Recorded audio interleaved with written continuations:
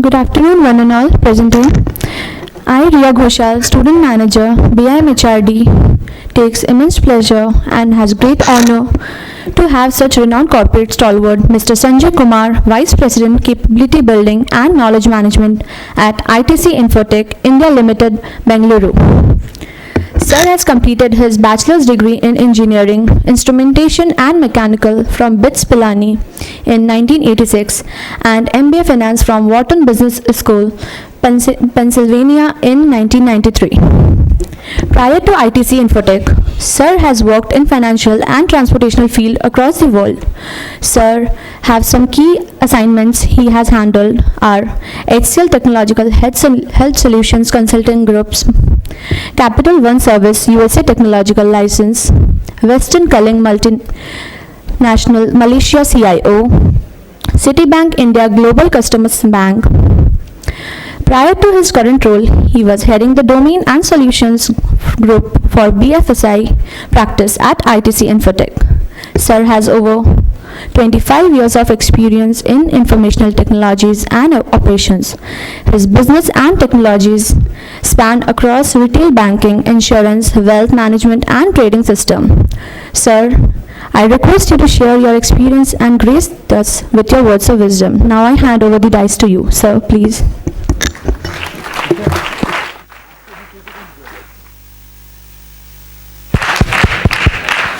Thank you, Riya. I know it should not be good afternoon, it should be good evening. So which is why I've tried to make a little bit of a change. No slides. But in return, I demand one thing. I want interactions and I don't want a lecture. Are you guys game for that? Good, thank you. It's an interesting journey. I see you guys and I'll relate to you how life used to be for us. I sat for my first interview with one of the IT firms, Tata Consultancy, cleared their test, and that time we had a simple test followed by an interview. I think that still stands for a large extent even now. Funny part is, in the interview, I'm telling them, guys, I would much more prefer to be in the hardware than in the software side of business. They had the good grace not to ask me, then why the hell are you sitting in front of us? Our lack of knowledge was so bad, I didn't know TCS was only software. That is pre-internet. That is what has changed.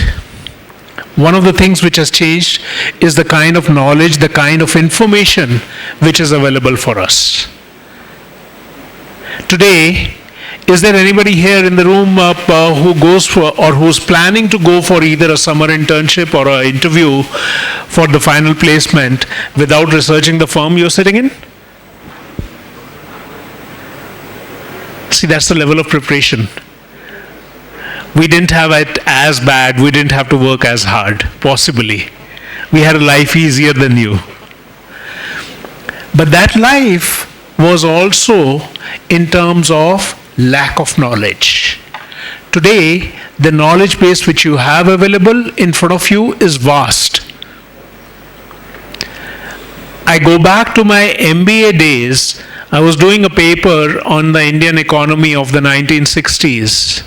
And you can imagine going to the library, trying to hunt out different papers written by people, trying to read through them.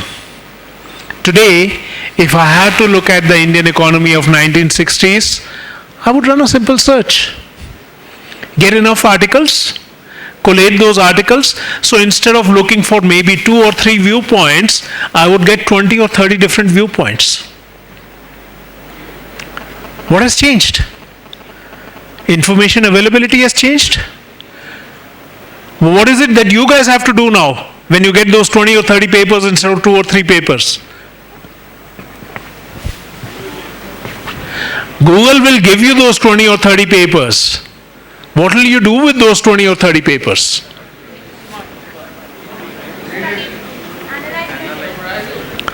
So now the activity required from you is different. You have to go through and try and make sense across all of them. Information availability is there. The challenge of information availability is what is expected from you is very different. You have to start looking at making sense of all that information.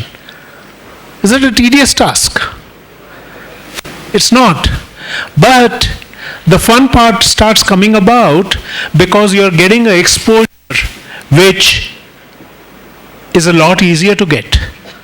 Information availability to you is become that much easier.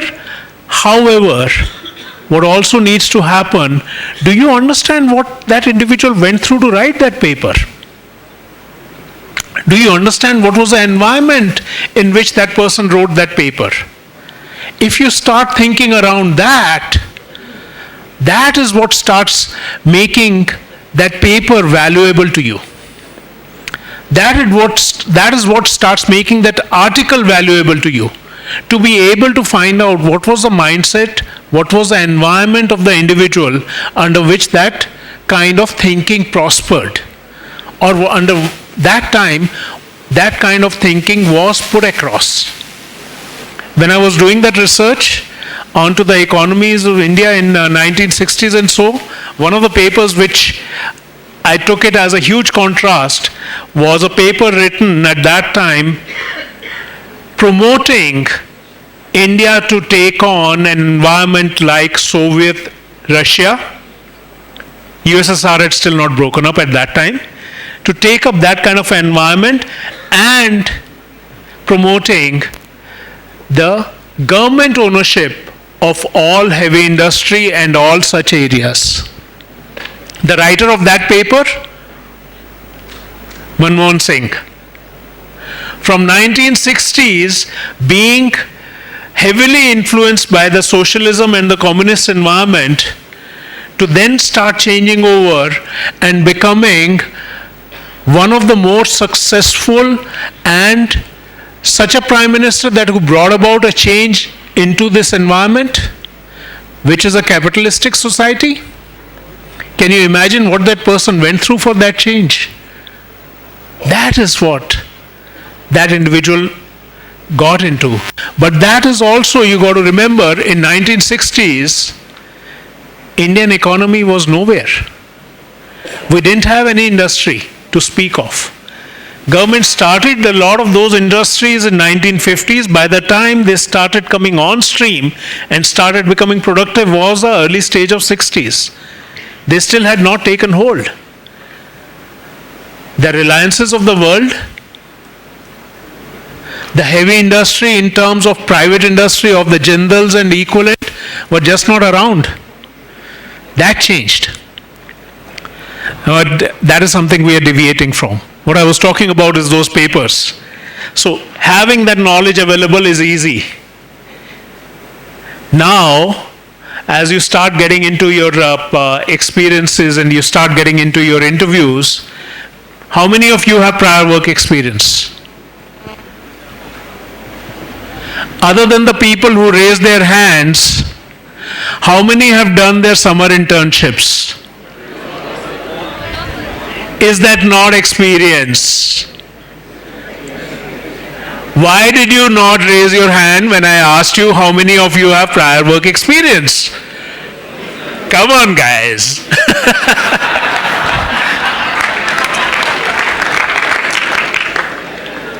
If you consider your summer internship not to be experienced, go back and reevaluate your summer internship. If you get an opportunity, go and do another internship. That's a valuable time for people who are still in the first year. Are there anybody who's still in the first year here? Please don't take your summer internships lightly. It's important because this is a good exposure to gain, and there are no expectations to deliver at this time. You will not get that in your working life. Please understand that is the value of experience. However, there's a different perspective of experience. I'll go back to 15 years back. We used to look at, that time thankfully I was not in HR. But we would look at the number of years the person was working for. Because that experience meant this is the capability of the person or the expected capability of the individual. The person has worked for 15 years, he's gained something. The person has worked for 25 years, he's gained more than the person working for 15 years. That was the expectation. For you guys, it does not hold. How many of the people who are working as startups have that kind of experience? Very few. People get out of college, they have an idea, they want to start off something else. There's a different school of thought. Too much experience also creates a challenge for you. Because if you go down one path, for you to change that path is going to be that much more difficult. You have to unlearn a lot more to move on to a different path. However, the other perspective is also, earlier we used to learn from other people's experiences by reading. You would read a book. Today I can get onto a specific topic and research and find out 20 experiences compared to one experience I had to go through in a book. That I can do. What do you gain from those experiences? Why can't we learn from other people's experiences? We have been told that multiple times. Earlier, we had to hunt for those experiences to be able to understand. Today, that hunting has become easier. So what is the expectation I have from you guys? You will learn not only from your own experiences, but from other people's experiences. What is experience? Anybody care to define what is experience for me? Any volunteers? Come on. You guys said this is going to be interactive. So, who wants to take a shot at what is experience? Whoever is speaking has to stand up and speak. Come on.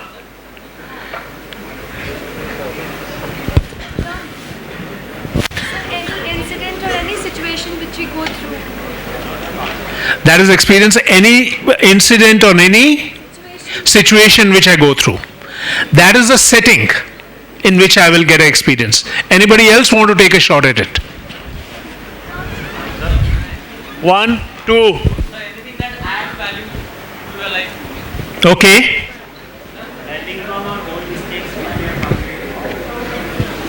Learning from mistakes, anything which adds value. Learning from the past. All those are valid items. Different situations, different people tried different things, they got different results. To be able to figure out how many different results came about, to be able to figure out what kind of an approach worked in one environment, did not work in another environment, that is what we expect from experience. Can we not also parallelly apply our mind, and we have enough knowledge, we have learned enough, to start doing that to other people's experiences and making them our own experiences? How many of you have heard of gamification? 1, 2, somebody else. You know what we do as part of gamification? We create different decision trees. We will subject the learner to options at various stages. Based on the option you choose, you will go down one path. How many of you have done video games? Now you raise your hands. What is that? That is also gamification. Based on the choices you make, you progress. Some choices will lead you down a dark path. Some choices will lead you down a failure path. Some choices will lead you to better gains. Right? The same thing is being applied to business situations now. Boring? No, it's a lot more interesting than sitting in a class and listening to a lecture. I will tell you that much. It's not boring. It's as good as a video game. It depends on the skill of the individual who's designed it. But what we are doing with that is compressing the variety of experiences to share with you guys. So you can learn from other people's experiences. All the theory which you read, all the classes which you attended, we try and bring that out for you guys in terms of actually going through that feeling and coming to a result based on decisions which you made. That is how we are changing in terms of the learning styles. Yes, we still have not reached a stage where we can put on a helmet with probes onto our heads, go through a 1-hour session and have the learning equivalent of 1 year. We will get there soon using technology, implanting knowledge. But that knowledge is one thing. Leveraging it is the other thing. And leveraging it is what is going to change for a lot of you guys very differently. When you start getting into work environments, you will still learn. You will be expected to learn, but your learning is not going to come from classrooms. Please get that into your heads. Your learning is going to come from experiences, what you apply. And believe me, what you apply and what you gain as experience will stay with you much better than any level of theory. It builds upon that theory. It takes that theory to practice. But what it puts up different pressure on you is for you to start looking at where is your next stage of learning going to come from. It's not going to come from somebody feeding it to you. Spoon feeds end. What takes its place is for you to go hunting for that knowledge. How many of you guys want to hunt for further learning? You will have to, you will not survive otherwise. So the rest of the people who are not raising their hands, sorry, you got to talk about your survival. If you don't want to learn, you will not survive in any industry which you are stepping into. Because if your standard set of knowledge is there, your machines can take on your work. It's already happening to us in the IT industry. How many of you have heard of machine learning? How many of you have heard of artificial intelligence? Machine learning is artificial intelligence. Artificial intelligence scared enough people that we changed the nomenclature to machine learning. What is artificial intelligence? Ability to make decisions without adequate data or learning from prior experience. That is intelligence. What is machine learning? We are building that capability into machines for them to learn from their prior work experience. So which means what is expected from you when you step into working environment? For you to do better than those machines. You are in competition with technology, guys. Every one of you. If you don't scale beyond that technology can do, sorry. Technology will take on your roles and that leads to your obsolescence. Please be very wary of that. Please be aware that your level of learning which is required is going to be far greater than what the machines can do today. What the machines can do today, you don't have to learn. You have to do beyond that. That is one aspect of it. Second aspect of it, how many of you would classify yourself as risk takers? Good. How many of you have been beaten up by your prof at one time or other? So rest of the guys who raised their hands have not really taken risks. This is one form of taking risks. I'll give you one simple perspective. Do you want, and I will give you a choice. Remember the polar bear and the penguin. Do you want to work according to my rules? Or do you want to set your own rules? How many of you want to set your own rules? Well, guys, let me put it across very straightforward. For you to be able to impose your own rules, you have to figure out a way to wrest that power from me or people like me. Are you willing to do that? You know you will get beaten up black and blue because of that. That is reality. If you want to establish your own rules, if you want to live by your own rules, you have to speak up your thoughts. Speaking up your thoughts means you have to conceptualize, or you have to think through, what do you want to speak? What is your idea? Is that idea going to fly? I will guarantee you the first dozen of your ideas will invite only scorn from your seniors. Nothing else. You have to be persistent. You have to keep coming up with those ideas. You have to fight for those ideas. Next stage will come beyond the scorn when your ideas start becoming more mature, or your ideas start becoming more rounded because you have learned from why some of the earlier ideas were not taken up. You will get beatings. This is not going to work. Can you figure out a way to do this better? Can you figure out a way to do that better? You have to continually do that. You will get beaten up. If you can survive those beatings, basically what I'm saying, you have to wear out people like me because of your persistence. Your persistence is not going to be based on the same idea. Your persistence has to be with the newer and newer ideas.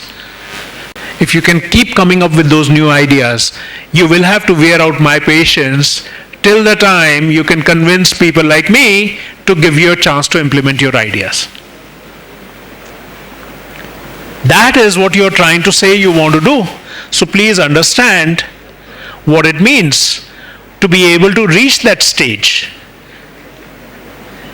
We are not people who are going to give up the power which we control. So how many of you are still ready to fight me? What happened to the others? They gave up already. Come on.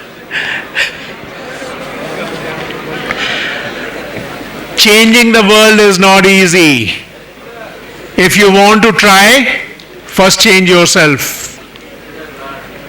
That is where the change in the world starts. Evolve yourself.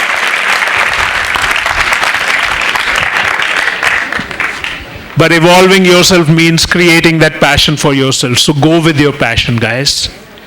That is where you will enjoy that journey. That is where you will enjoy that trek. And that is where you will enjoy the work which you do. No, go ahead. How can we do it politely? Because the senior management plays an important role in our career growth. How can we do it? How can I convince you in a polite way? Because what happens is, otherwise you'll get to feel offended. Persistence does not mean going with boxing gloves. There is something called language, something called communication. What you have to also evolve parallelly along with your persistence is your level of language. How can I be polite and leave a person feeling guilty at the end of it? It's the power of language. You guys are all proficient in language. How many of you have written reports multiple times over? Next, you now need to evolve to leveraging that language. That comes with time. I keep looking back at how I used to speak and how I speak now. I see some differences. Leverage that language. So one is persistence, but second is also leveraging the other tools which you have. You have ingenuity to come up with new ideas. You have persistence to make sure some of your ideas got accepted. You have the ability to keep following up and pester somebody very, very politely. At times, You go around their back and go to their bosses. That's a very done item. Don't worry. Nothing is wrong in that. What will happen? Is there a shortage of roles in the world? No, there is no shortage of roles in the world. If you believe in something, go figure out a way to get it. Other comments, other questions?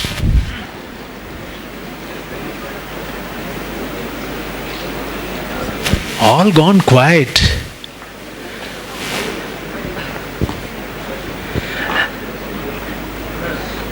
Guys, one of the things I was talking about, if you have the ability to put your thoughts forward. So I do hear murmurs. If they're valid thoughts, let's hear them. Because, also understand one thing, if you hesitate to put your thoughts in front of others, how will you have your ideas coming out in the open? They will have to be judged by somebody else. How many of you have had brilliant ideas? One time or other in your life?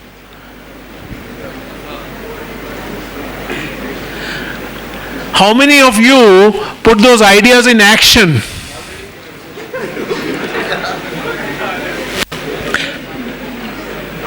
That is what you need to do.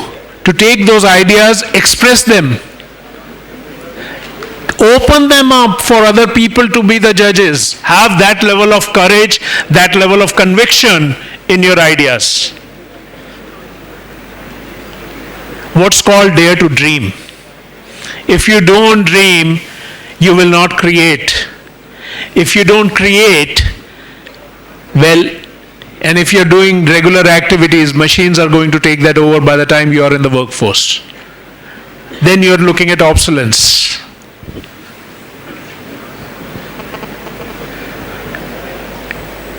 Any more thoughts, questions from you guys? Sir, when we suggest something to our management, but the ultimate decision maker is a person who is rigid of the old thoughts. So how to deal with that kind of person? When you are, I will just repeat your question for everyone. When you want to change something and the ultimate decision maker is somebody of the old thought, rigid, who is not willing to listen to you. Have you ever heard of influencing techniques? What do you have to do? Not only deal with that individual directly, face to face, but also, one, come up with the value of your idea. That's item number one. Item number two, who are the people who will influence this person? If the person is rigid in a senior position, he will still have a set of people who are ready to influence him and who are able to influence that individual. So when the direct attack does not work, you have to look at what are the alternate approaches. When you are hungry, how many of you get into the kitchen to cook food?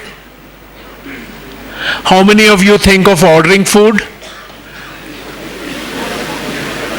Alternate ways. How many of you think of somebody else who's ordered food, wait outside their door, as soon as the food comes, make sure that you get something? See, hunger, one problem, 3 different solutions which I have just said, you can come up with half a dozen more. So don't overlook at a direct frontal confrontation. Even in corporate environment, a frontal confrontation is not the best of the ways. So you have to have different techniques where you look at how do you influence the individual. There was one slogan at one time, Zor ka jhatka dheere se. You know how I adapted to the corporate environment? Before I will make a full presentation onto a new idea, I will talk to some of the other people who are going to sit in that presentation, expose part of the ideas, discuss it with them. When they are sitting for that presentation, that idea is no longer new for them. I have already whittled down their level of antagonism to a new idea or the perceived antagonism. So I have already reduced their level of opposition. Multiple techniques work.